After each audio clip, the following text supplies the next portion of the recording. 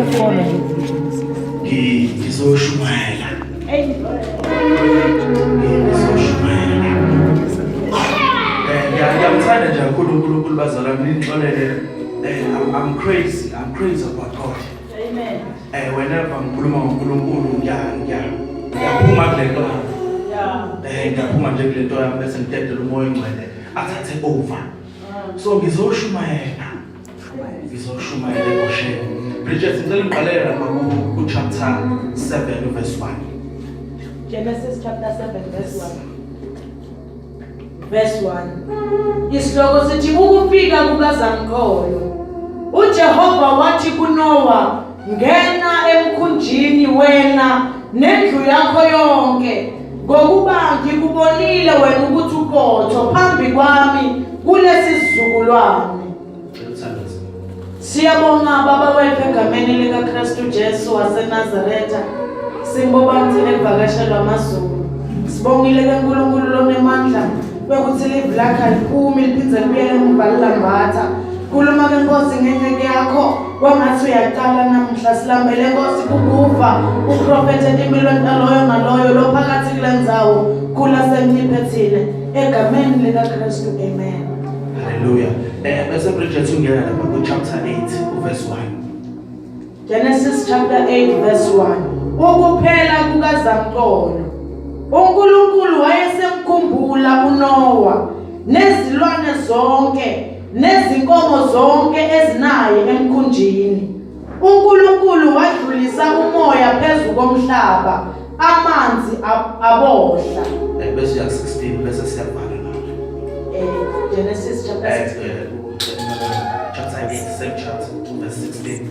So bese siyavala lapha. Verse number 16. Yes. Phuma emkhunjini wena nomkakho namadodana akho nabafazi bamadodana akho bekanye nawe. Hallelujah. Bazalwane uNoah lo ngicathi siyamazi uNoah.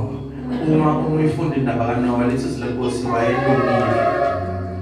Wafumana umusa emehlweni kaJehova. Lento yokulunga sike si-overlook esabazalwane lento yokulunga. Kanti uNkulunkulu olungisa umuntu. Okay. Ngoba uNkulunkulu akayilungisa impilo yomuntu angamlungisile. So into esiyenza thina sijaha ukuthi ilunge impilo bese singayinaki lento yokulungiswa. So manje uNoah ke wayelungile. Hallelujah. Amen. The chapter ifundile chapter 7 uNkulunkulu lo othi kuNoah kangene emkhunjini. Yeah. uNoah ulungise umkhumbi engakabi emkhunjini. Okay. Yeah. So ngizoze ngifike nje kunina ngiyafisa ukuthi ngizoze ngifike kuwena. But ngifuna ibambe lento ukuthi uNkulunkulu othe uNoah kangene emkhunjini.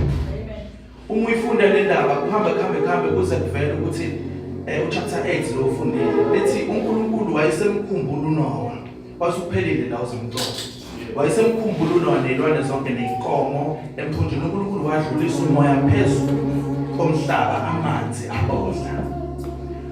Ngoba uNoah usesemkhunjini, uNkulunkulu ke manje akasalungisa umkhumbi, useyolungisa la kuzoya khona uNoah. Okay. Amen. uNkulunkulu akayilungisa le ndawo kuyo, ulungisa le ndawo nakuyisa kuyo. Le kuyo ilungiswe ungakabi. Asabe. So manje kukhona umuntu ofrustrate ukuthi akulungiswa la ekhona.